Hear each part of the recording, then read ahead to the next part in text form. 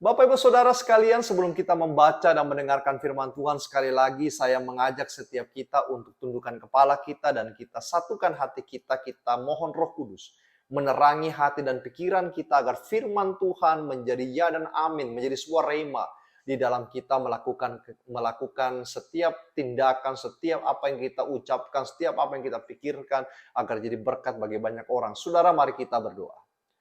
Bapa di surga, kami hendak mendengarkan akan firman-Mu. Kiranya Tuhan menolong kami supaya firman yang akan kami dengarkan sungguh-sungguh Tuhan menjadi rema di dalam hati dan pikiran kami. Agar kami mengerti benar apa yang harus kami lakukan di dalam hidup ini. Agar kami bisa melakukan yang terbaik dan terus yang terbaik bagi Tuhan. Sehingga nama Tuhan ditinggikan, nama Tuhan dimuliakan melalui kehidupan kami. Bicaralah Tuhan, kami semuanya sudah siap mendengarkannya. Di dalam nama Tuhan Yesus kami berdoa. Amin. Bapak Ibu Saudara yang dikasihi Tuhan, pada kesempatan ini firman Tuhan terambil dari Mazmur 127 Saudara ayat 4. Mazmur 127 ayat 4 berada di dalam perjanjian lama. Saudara, saya mengajak kita membuka ayatnya yang keempat. Satu ayat saja yang akan kita dengarkan pada kesempatan ini, biarlah firman Tuhan ini menjadi bagian yang penting di dalam kita melanjutkan kehidupan kita, saudara. Firman Tuhan berbunyi demikian, seperti anak-anak panah di tangan pahlawan, demikianlah anak-anak pada masa muda.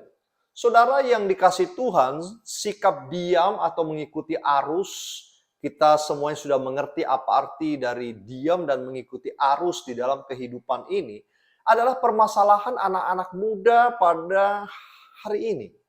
Spiritualitas mereka dan juga saudara, dunia memaksa mereka berkarya menjadi berhasil secara materi, secara pengetahuan. Itu sebabnya kalau saudara dan saya bertanya pada anak-anak muda pada hari ini, apa cita-citamu, apa yang engkau mimpikan, apa yang engkau rindukan, selalu berkata menjadi seorang yang kaya, crazy rich. Istilah di zaman sekarang ini saudara. Mereka memilih menajamkan diri mereka dengan pengetahuan, dengan pengalaman, dan lain sebagainya. Hal-hal itu yang menjadi priority, menjadi sebuah prioritas di dalam hidup mereka.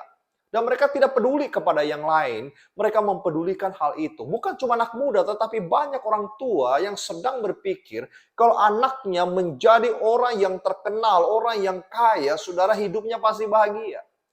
Sehingga banyak orang tua kemudian sibuk memikirkan hal itu, melupakan apa yang namanya spiritualitas di dalam kehidupan anaknya. Hal-hal rohani dikemanakan, saudara. Sebagian anak muda menyadari pentingnya rohani. Tetapi bagi mereka seringkali berkata, nanti dululah. Umur saya masih panjang, berikutlah. Mereka lupa ketika mereka terjebak di dalam rutinitas kekayaan saudara saya cari tidak akan habis. Bahkan jabatan saudara sudah dapatkan akan sirna kembali, saudara cari lagi, nanti kemudian turun jabatan, saudara cari lagi, begitu terus di dalam hidup kita. Sehingga gereja-gereja selalu nampak sepi, saudara, anak muda. Entah pemuda, remaja, pada kemana. Kecuali gereja-gereja tertentu yang menyajikan lampu-lampu yang banyak. Jadi bukan cuma anak muda yang terseret dan terjebak di dalam dunia ini, tetapi juga banyak gereja-gereja menawarkan kerlap-kerlip lampu dengan sebuah tujuan menarik anak muda, memindahkan saudara tempat disko ke dalam gereja. Saudara, firman Tuhan kadang-kadang kalah menarik dengan puji-pujian. Pada center fellowship kekristenan itu adalah firman Tuhan. Pusat daripada ibadah itu saudara adalah firman Tuhan. Gereja mencoba menangkap selera tetapi waspada, perlu kita membaca perkembangan zaman tetapi tidak menghilangkan tujuan gereja menjadikan umatnya bertumbuh secara spiritualitas, pengenalan akan firman dan juga mengerti Alkitab itu.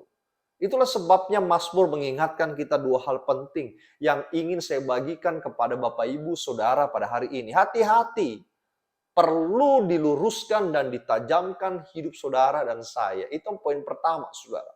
Bahwa orang Kristen memiliki pribadi yang harus ditajamkan, harus selalu diluruskan agar kita bisa melesat dengan baik. Suatu hari ada seorang yang melamar pekerjaan menjadi penebang pohon. Waktu itu belum ada listrik. Mereka pakai kapak, saudara. Ketika mereka mengapak pohon dan satu pohon, dua pohon, tiga pohon, orang ini berhasil dengan begitu baik. Tetapi lama kelamaan saudara, ketika banyak orang mulai masuk kerja, tiba-tiba dia dipanggil oleh mandornya dan diberhentikan kerja. Dia protes kepada mandor itu berkata, saya lebih pagi datang dan lebih sore pulang.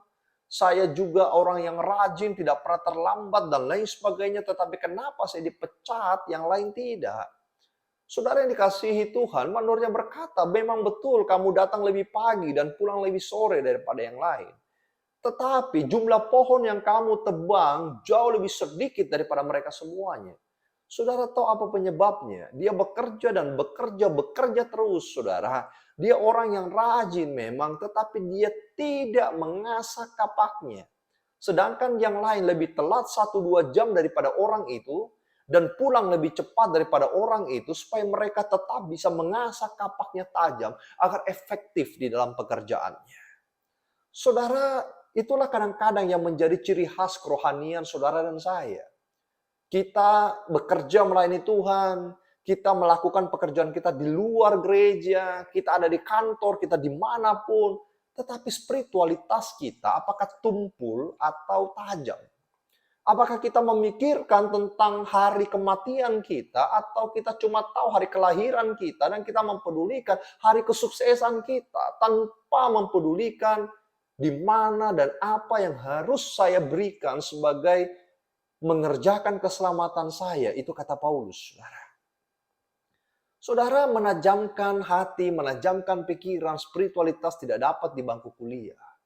Saudara tidak dapat dimanapun kecuali saudara bisa mendapatkannya di dalam refleksi kehidupan kita yang kita lakukan di dalam hidup ini. Bicara tentang penajaman karakter saudara adalah bicara tentang sebuah pertanyaan berapa dalam saudara dan saya mengenal Tuhan. Itu penting sekali.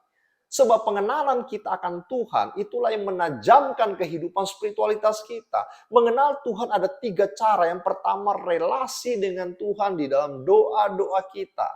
Mencintai Tuhan karena kita kenal siapa Dia. Yang kedua, mempelajari firman Tuhan.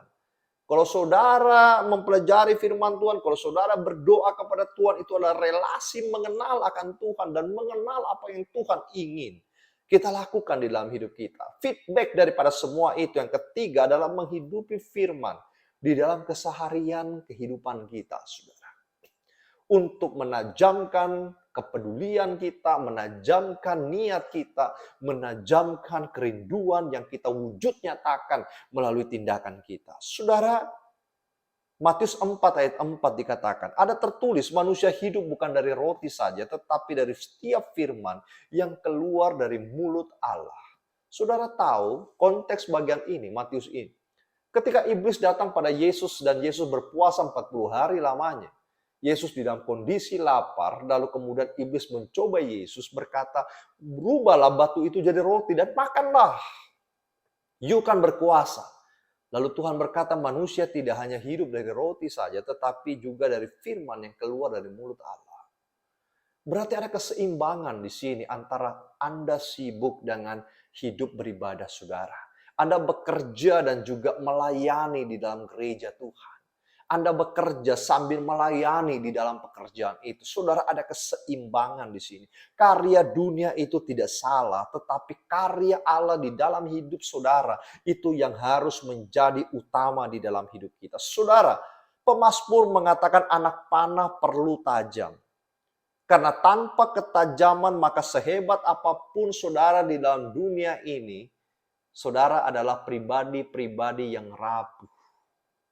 Banyak orang, saudara, lebih sukses daripada saudara. Banyak orang mungkin lebih hebat daripada kita. Dulu ada filosofi mengatakan di atas langit masih ada langit. Di atas langit itu masih ada lagi langit.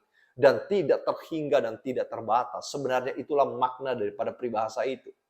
Artinya, saudara, bahwa sehebat apapun saudara, saudara pasti berada di dalam situasi yang ada lebih tinggi daripada saudara.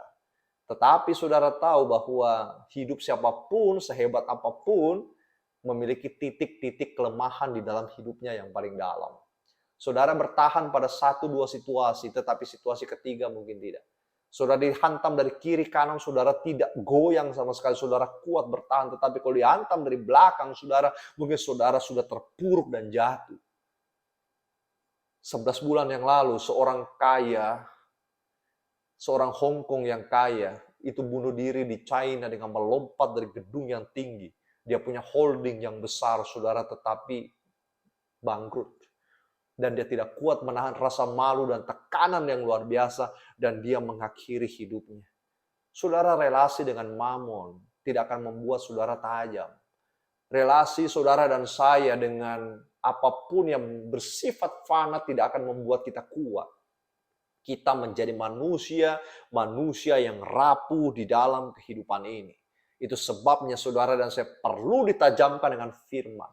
Tetap membaca firman, belajar firman, mengenal Tuhan lewat firman, dan melakukan firman itu di dalam hidup saudara, berdoa sebagai nafas kehidupan kita. Makin banyak saudara dan saya berdoa, paru-paru kita makin memompa dengan baik, dan kehidupan kita, doa itu nafas orang Kristen yang membawa kita mengenal kehendak Tuhan di dalam keseharian kita. Saudara, setelah tajam, saudara perlu diarahkan. Tuhan mengarahkan panah itu bukan sembarang arah, tetapi arah yang tepat untuk menembus satu titik yang paling tepat. Apa yang saudara tahu melalui firman Tuhan, perlu kaca pembesar untuk melihat kata kunci. Saudara, ketika kita baca Alkitab bolak-balik, yang penting bukan hanya menghitung berapa kali saya sudah baca Alkitab. Lalu saudara banggakan hal itu, saya sudah baca berkali-kali, saya begini. Tetapi apa saudara yang kita dapat dari firman yang kita baca itu? Perlu kaca pembesar yang kita sebut sebagai fokus. Sebuah sasaran yang tepat, sebuah pengertian yang benar, tujuan di dalam baca Alkitab untuk menemukan satu pribadi, yaitu Yesus Kristus. Yesus Kristuslah pribadi yang paling penting yang harus saudara dan saya temukan di dalam pembacaan Alkitab. Ada seorang anak yang setiap hari rajin ibadah ke gereja, saudara. Lalu suatu hari ia berkata kepada ayahnya, "Ayah, mulai hari ini aku tidak mau datang lagi ke gereja." Ayahnya kaget setengah mati. "Kenapa? Kenapa kamu tidak mau datang ke gereja? Nah, ada apa dengan gereja?" Lalu anak ini menceritakan ayahnya bahwa saya melihat banyak orang-orang Kristen yang tidak rohani.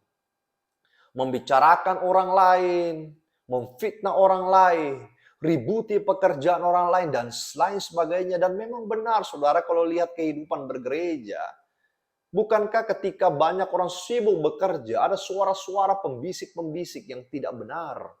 Ada fitnah-fitnah yang dilayangkan bagi saudara. Ada gangguan-gangguan suara iblis yang memakai orang Kristen yang lain, saudara. Dan mereka terpengaruh, bahkan Yesus di dalam pelayanan menegur Petrus, "Hai kamu iblis, enyala dari hadapanku." Bayangkan Yesus saja seperti itu. Anak muda ini kecewa terhadap orang-orang di gereja. Dia berkata orang gereja justru menjadi batu sandungan yang tidak jadi berkat bagi saya. Saudara yang dikasihi Tuhan, ayahnya menjawab dengan bijak dan santai. Dia berkata, "Okelah, saya akan mengizinkan kamu tidak ke gereja, tetapi harus lakukan satu hal. Ini gelas, bawalah ke gereja dan isilah gelas ini penuh. Jangan sampai tumpah sedikit pun. Lalu kelilingilah gereja yang besar itu." Saudara, anak ini heran, apa susahnya sih? Maka anak ini membawa gelas itu ke gereja, mengisi gelas itu dengan air. Dan ketika dia mengisi gelas itu dengan air, dia mulai berjalan mengitari dengan fokus konsentrasi yang tinggi supaya air itu tidak jatuh, tidak menetes, lalu kemudian ke tanah. Saudara, dia fokus dan dia berjalan terus sambil melihat gelas itu. Begitu sampai memang benar tidak ada satu pun yang menetes di tanah. Betapa bahagia dia, berkata, "Papa, aku berhasil. Tidak ada satu pun yang menetes." Lalu papanya berkata, "Siapa yang kamu lewati?" Dia berkata, "Saya tidak lihat yang lain. Saya fokus kepada gelas ini supaya tidak menetes, Papa." "Apa yang kamu dengarkan ketika mereka berbicara?" "Saya sudah tidak mendengarkan, Papa. Saya fokus kepada gelas ini." "Lalu waktu kamu lewat, apakah ada yang bermain handphone?" "Saya tidak melihatnya, Ayah, karena saya fokus pada gelas ini." Lalu ayahnya berkata, itulah ibadah. Jangan dengarkan kiri kananmu, tetapi arahkanlah matamu kepada Kristus. Fokuslah, jangan terpengaruh dengan orang lain, tetapi fokuslah, itu arah hidupmu. Saudara yang dikasih Tuhan, di dalam perjanjian lama disiratkan bahwa persiapan menyambut Mesias, dan di dalam perjanjian baru Mesias itu sudah datang. Fokus di dalam perjanjian lama dan perjanjian baru adalah satu pribadi yang kita sebut sebagai Mesias, Immanuel, Allah beserta kita. Di dalam kehidupan kita bergereja, kehidupan masyarakat, jangan pusingkan yang lain, saudara. Sebab arah kita sudah jelas. Arah mereka belum jelas, arah kita sudah jelas. Ketika mereka memiliki arah yang tidak jelas, jangan ikut, arahkan diri ke arah yang tidak jelas. Sebab kita punya tujuan yang pasti dan jelas, yaitu melakukan firman Tuhan di dalam kehidupan saudara dan saya. Itulah yang paling penting, saudara. Kita mau sesuatu yang paling besar, kita mau sesuatu yang paling spektakuler, kita mau yang wah, saudara, ada di dalam Yesus. Sampai Paulus mengatakan apa? Ketika ku kenal Yesus, aku tidak lagi melihat ke belakang, saudara. Semuanya ku sampaikan, apapun yang ada di belakangku, proyek dunia seperti apapun, ku tinggalkan karena ku lihat Yesus adalah yang paling signifikan, yang paling penting di dalam hidupku. Saudara, apa yang paling penting di dalam hidup saudara? Itu arahmu, saudara. Kalau kita melihat harta yang paling penting, saudara, arah kita sedang salah. Kompas kita sedang salah. Kita mau ke barat tetapi kompas kita ke utara, saudara. Kita keliru. Ketika kita bergereja, saudara, fokus kita Tuhan, bukan orang-orang lain. Sehingga arah kita beribadah itu benar sekali. Apa yang diajarkan pemazmur di sini, saudara? Tetaplah berkarya di dalam dunia yang gelap, yang penuh dengan tantangan, yang penuh dengan cobaan ini, yang berusaha menumpulkan panah hidup saudara. Tetapi saudara harus jadi berkat dengan semua kemampuan kita, karena kita adalah anak panah yang diasah Tuhan, yang mau diasah Tuhan supaya tajam, agar kita melesat dengan baik dan kita menancap dengan baik pada arah yang benar, yaitu tetap melesat dengan baik. Susah-susah. Karena ketika arahnya pun benar, harus hitung kecepatan angin, saudara. Supaya kita bisa sampai di tujuan kita. Angin itu banyak sekali. Godaan-godaan, pencobaan-pencobaan. Tetapi jangan lihat itu semuanya. Kita lihat tangan yang memegang kita. Kita lihat luar biasa Tuhan itu. Dalam pergumulan sekalipun, kita harus tahu, gua tidak tumpul, saya tidak cengeng. Tetapi saya bisa melesat dengan baik. Anak-anak muda hari ini, jangan hanya mempertajam diri saudara dengan pengetahuanmu, meninggalkan spiritualitasmu. Kedua, ini perlu keseimbangan di dalam hidupmu. Agar engkau dipakai Tuhan menjadi berkat bagi dunia ini. Sebab itulah tujuan kita diciptakan Tuhan. Tuhan memberkati supaya kita tajam dan terarah dengan baik. Mari kita berdoa.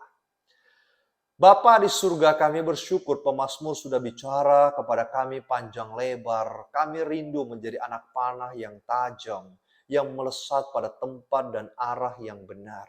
Tuhan pimpin kami selalu menjadi kemuliaan bagi nama Tuhan. Pakai kami Tuhan, untuk kuat, tidak memikirkan perkara-perkara yang bisa menjauhkan kami daripada kasih setia Tuhan. Tetapi kami mau belajar setia, berkati juga keluarga kami, berkati anak-anak kami, berkati orang tua kami, berkati sesama kami.